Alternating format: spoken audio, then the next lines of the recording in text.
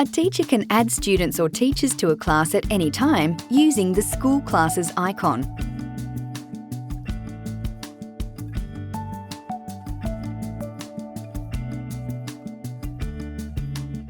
The School Classes page shows the teacher and student accounts in the left-hand panel and the classes in the right-hand panel.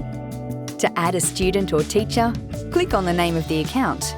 You can multi-select accounts by holding down Control on a PC or Option on a Mac.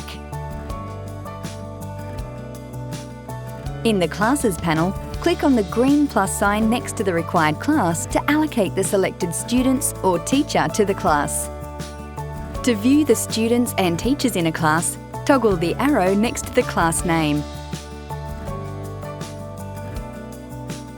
Videos are available for how a teacher allocates themselves to a class and how a student joins a class.